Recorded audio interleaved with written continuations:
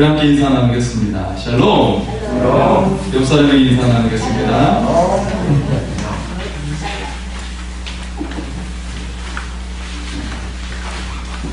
예, 하나님의 은혜와 사랑이 여러분과 함께 하시는 믿습니다. 네. 한 주간 우리를 슬프게 하는 소식이 있었습니다. 예, 한 연예인의 죽음입니다. 가수 설리가 세상을 떠났지요. 스스로 목숨을 끊었습니다. 그 원인이 악성 댓글 때문이라고 알려졌어요. 25살이라는 짧은 생을 마감했습니다. 이 사건이 더욱 슬픈 이유가 있는데요. 항상 자기 그들의 모습을 표현했던 청년이었어요.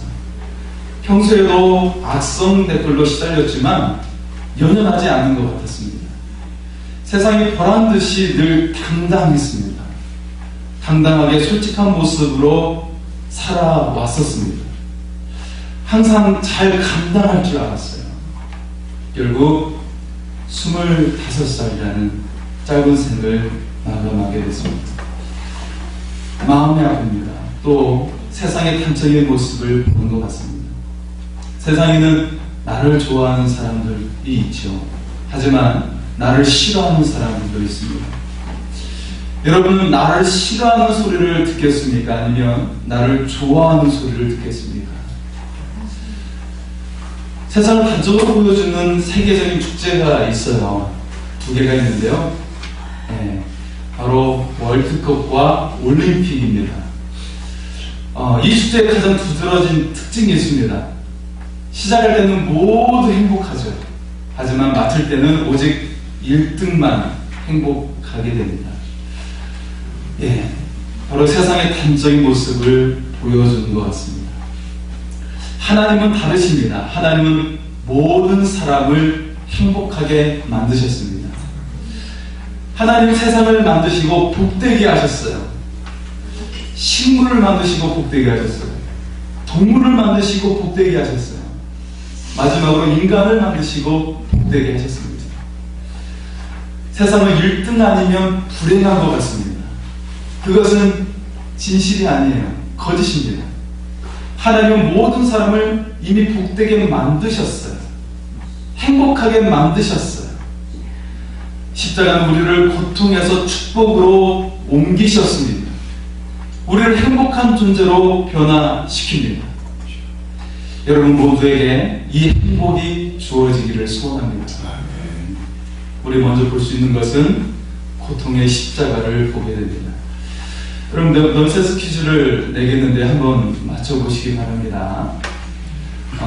한국말을 조금 알아듣는 외국인들이 있어요. 이들이 한국에 왔는데요. 외국인들이 가장 무서워하는 음식이 무엇일까요? 어떤 음식을 무서워할까요? 예, 할머니 뼈다귀 해장국. 무섭습니다. 말로만 해도 무섭습니다. 예, 그럼 외국인들이 가장 잔인하게 생각하는 음식은 무엇일까요? 어떤 음식을 잔인하게 생각했을까요? 산채 비빔밥. 산채로 비빔밥. 아이고, 생각만 해도 무섭습니다. 육회 비빔밥. 정말 무섭습니다. 네. 네, 진짜 문제 한번 내보겠습니다. 이거 진짜 문제인데요. 외국 사람들이 한국 야경을 보면서 매우 놀라워하는 것이 있어요. 무엇을 놀라워할까요? 네, 바로 온 도시에 십자가 네온 사인이 가득한 것이죠. 요즘에는 LED 등을 써서 더 반짝입니다. 예, 어느 도시를 가든지 밤이면 아주 가득해요. 온 도시를 가득하게 밝히고 있습니다. 그렇다면 여러분 이 십자가가 아름다운 것일까요? 아름다운 것이기 때문에 온 밤을 밝히고 있을까요? 절대 그렇지 않다라는 것이죠. 오늘 18절의 말씀을 보면 십자가의 도가 멸망하는 자들에게는 미련한 것이라고 말합니다. 그리고 23절에도 보면 십자가는 유대인에게는 꺼리끼는 것이고 이방인에게는 미련한 것이라고 말을 하고 있어요. 결국 사람들에게 십자가는 거리끼는 것, 미련한 것입니다. 십자가는 육체의 죄와 고통을 가장 대표하는 것입니다.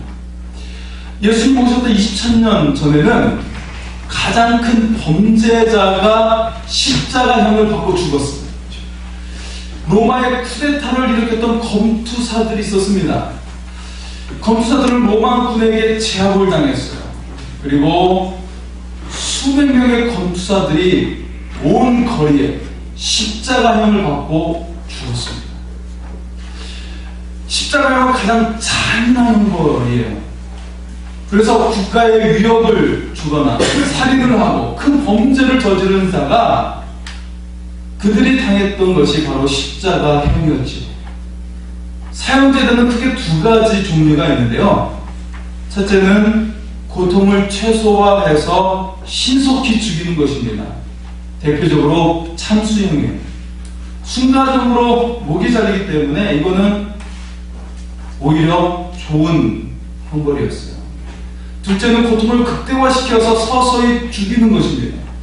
바로 십자가형은 최대한의 고통을 주면서 서서히 죽게 하는 형벌이었어요. 예수님은 십자가에 달리셨습니다. 가장 고통스럽고 저주의 상징이었던 십자가형을 받고 죽으셨습니다. 십자가가 과연 무엇이길래, 십자가 형벌이 과연 무엇이길래 그럴까요? 발은 두 발이 포개집니다. 그리고 20cm에 달하는 못이 두 발의 복숭아뼈 아래를 지나가서 나무에 박히게 됩니다. 손은 어디에 박혔을까요? 보통 성화에 보면 손바닥에 못자국이 있죠. 실제는 다릅니다. 손목에 박혔어요. 만약 손바닥에 박히면 몸무게 때문에 손이 찢어지게 돼서 십자가에서 떨어지게 됩니다. 그래서 손목에 박힌 것입니다. 여러분, 그런데 아십니까? 손목에는 중추신경계가 지나갑니다. 그래서 여기에 못이 박히면 온몸을 천일하는 고통이 퍼지게 되는 것입니다. 이 고통으로 인해서도 사람이 죽을 수 있다고 말하고 있습니다. 십자가의 또 다른 고통은 호흡하는 것입니다. 몸무게에 의해서 횡격막이 눌려서 숨을 못 쉬게 됩니다. 그래서 죄수는 숨을 쉬기 위해서 계속 다리를 들게 되는 것이에요. 다리를 들어야만 숨을 겨우 쉴 수가 있습니다. 십자가는 굉장한 고통을 안겨다 주지만 쉽게 죽지 않습니다. 따라서 낮에는 50도에 달하는 뜨거운 태양볕을 받게 돼요. 그리고 밤에는 살을 에이는 추위를 맞게 됩니다. 앞서서 채찍으로 인해서 난 상처와 못의 그 상처 부위에서 괴사가 일어나게 돼요. 썩고 고름이 나게 됩니다. 피냄새를 맡은 날짐승과 새들이 몰려와서 살점을 먹게 됩니다. 하지만 주님은 채찍을 심하게 맞으셔가지고 6시간 만에 돌아가시게 되었습니다. 양쪽에 매달린 두 죄수는 다음 날이 6월절이었기 때문에 그들은 아직 살아있었지만 그 죄수의 다리를 망치로 내려서 부서뜨렸습니다. 그러자 두 죄수는 더 이상 숨을 쉴 수가 없게 되어서 숨을 거두게 된 것입니다. 왜 십자가의 고통을 자세히 말해주는 것일까요? 이 십자가의 참혹함 속에서 보아야 할 것이 있다라는 것입니다.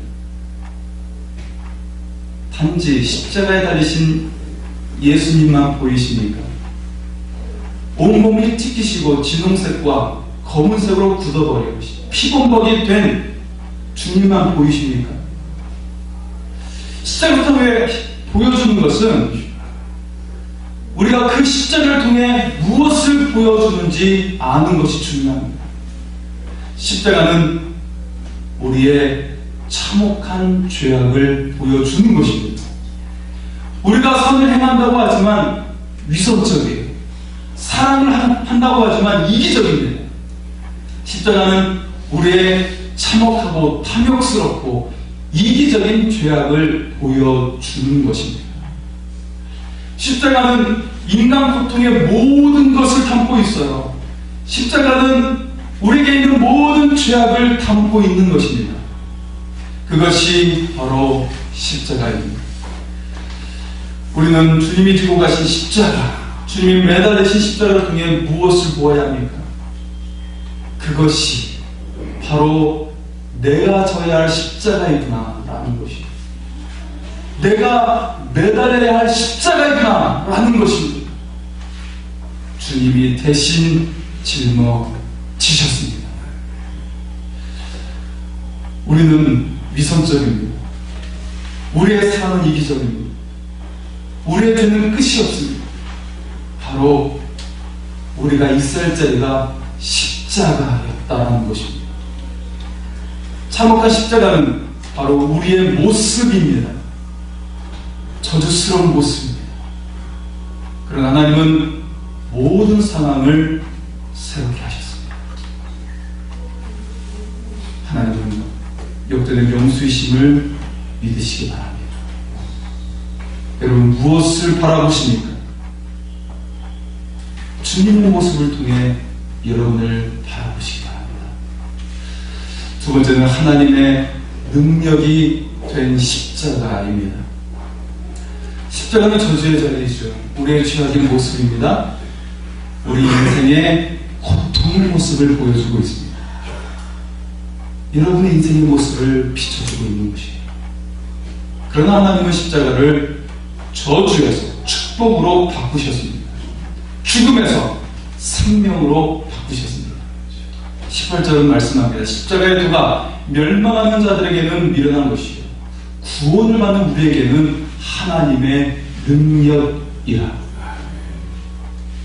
십자가가 멸망하는 자들에게는 미련한 것이에요. 그러나 구원받는 우리에게는 하나님의 능력이 된 줄 믿습니다. 21절 후반절은 말하고 있어요.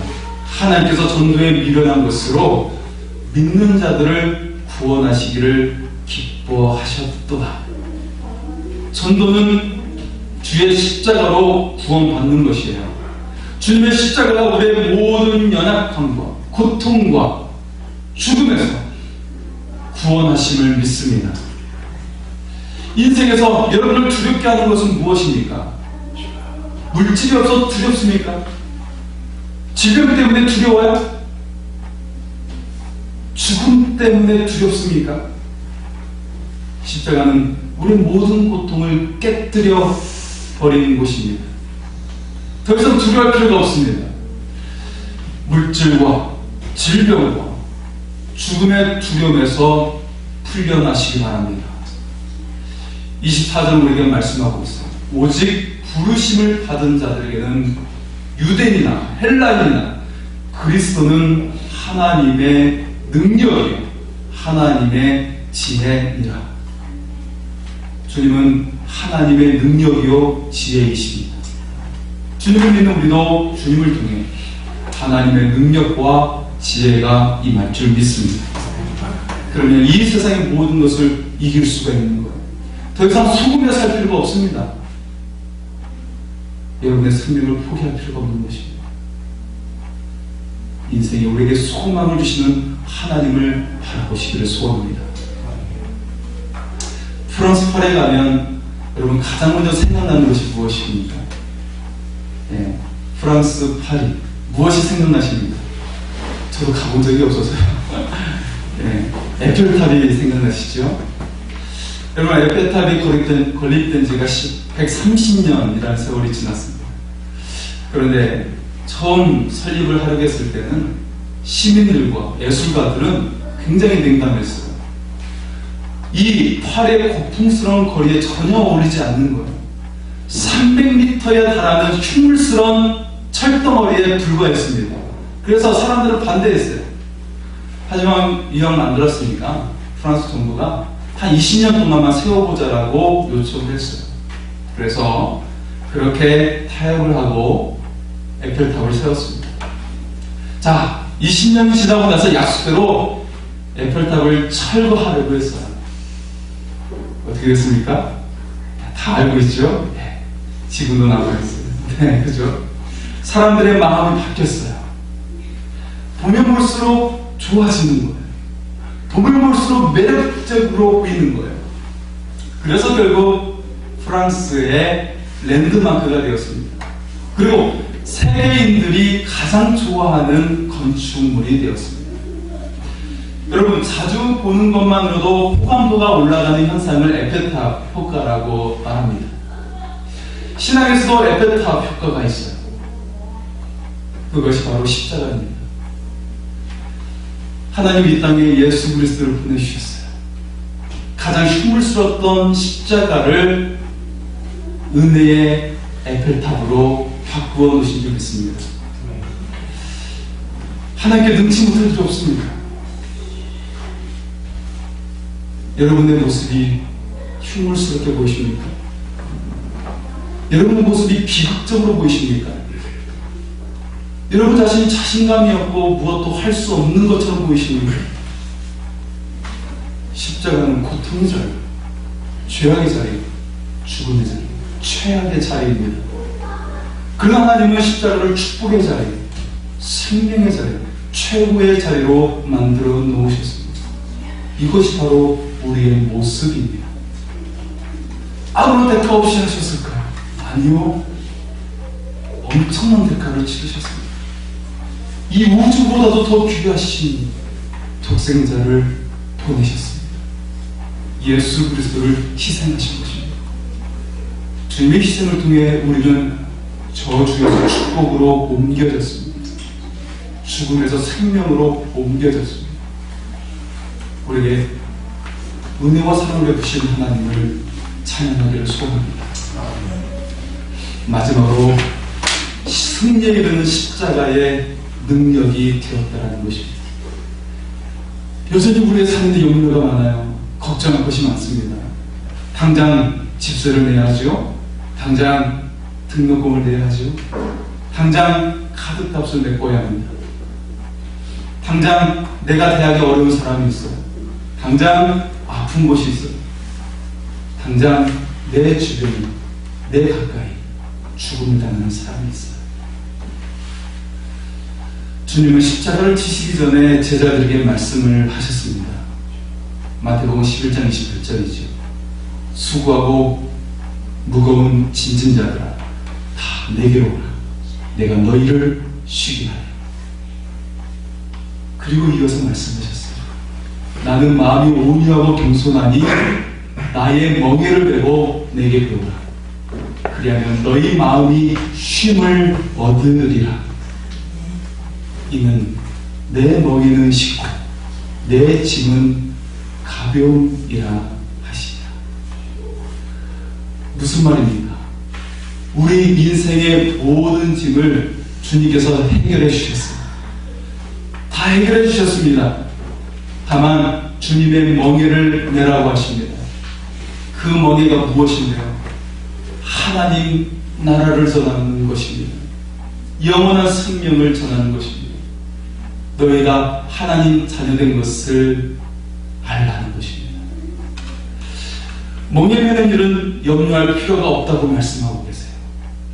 사실 이 말씀을 하실 때 주님은 제자들에게 시청각 자료를 활용하셨어요. 제자들 앞에 소가 밭을 갈고 있습니다. 팔레스타인은 밭을 갈 때 어미소와 아기소가 같이 가게 합니다. 소를 보니까 멍에를 같이 메고 있는 거예요. 어떤 소가 밭을 갈고 있을까요? 어미소가 밭을 가는 것입니다. 어린 소는 뭐 할까요? 균형만 맞추게 됩니다. 주님은 이 모습을 보여주면서 제자들에게 이 말씀을 하고 있는 것입니다. 너희가 멍에를 메는 것이 아니야. 다 내가 하는 것이야. 너희는 균형만 맞추면 돼. 라고 하십니다. 주님의 멍에 곧 하나님 나라의 사역도 주님께서 다 하십니다. 다만 우리는 균형만 맞추라는 것입니다. 아멘하고 그 길을 가라는 것입니다. 믿고 주님을 따라오라는 것입니다. 주님은 십자가를 통해 인생의 두려움을 해결해 주셨어요. 질병의 두려움을 해결해 주셨어요. 죽음의 두려움을 해결해 주셨어요. 우리는 왕의 자녀가 되게 하셨습니다. 그리고 왕국의 일을 감당하라고 주신 줄 믿습니다. 십자가는 승리의 자리입니다. 십자가는 생명의 자리입니다. 십자가는 우리를 새롭게 하는 자리입니다. 우리나라의 최고의 지성으로 알려진 이어령 교수를 여러분 알고 계시죠? 이제 87세의 나이입니다. 어제 보니까 생애 마지막 인터뷰라고 해서 기사가 올라왔어요. 이어령 교수는 딸의 이야기를 꺼냈습니다. 딸이 젊은 나이에 암으로 세상을 떠났어요. 암을 투병하고 있는데 항암 치료를 거부했어요. 의사가 놀랄 정도로 죽음 앞에 담대했어요. 딸은 모든 생명 연관 치료를 거부했습니다. 그리고 마지막 시간을 인간답게 살았어요. 하나님과 더욱 깊이 있는 시간을 보냈습니다. 딸은 죽음을 맞이했습니다. 아니, 죽음을 뛰어넘었습니다. 이어령 교수는 딸의 죽음 앞에서 새 생명을 부었다고 말하고 있어요. 어느 부모가 자녀의 죽음에 대해서 이렇게 표현할 수가 있겠습니까? 굳건한 믿음으로 마지막 생을 다했던 딸의 유언대로 자신도 하나님을 믿기로 했어요. 가장 하나님을 대적했던 사람이었습니다. 딸의 믿음을 받아들이기로 했습니다. 아빠가 딸의 뒤를 따르게 되었다고 말합니다. 마지막 순간까지 믿음의 길을 하겠다고 말하고 있습니다. 모든 인간은 패배자입니다. 고통스럽게 살아야 합니다. 모두 죽어야 합니다. 예수 그리스도는 십자가를 통해 이 모든 것을 정복하셨습니다. 우리를 승리자가 되게 하셨습니다. 복되게 하셨습니다. 생명을 주셨습니다. 그것이 바로 십자가의 능력입니다. 여러분, 십자가의 능력을 붙잡으시기 바랍니다. 여러분을 승리하게 할 것입니다. 여러분을 생명의 자리, 축복의 자리로 인도하실 줄 믿습니다. 찬양하며 주님께 나아가겠습니다.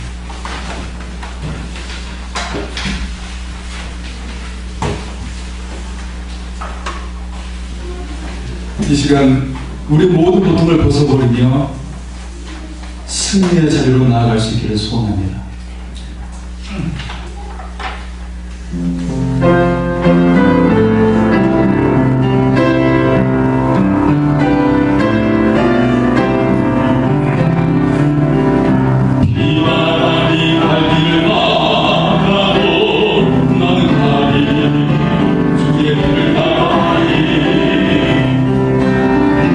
넌 돌아가 앞길을 가려고 나는 가리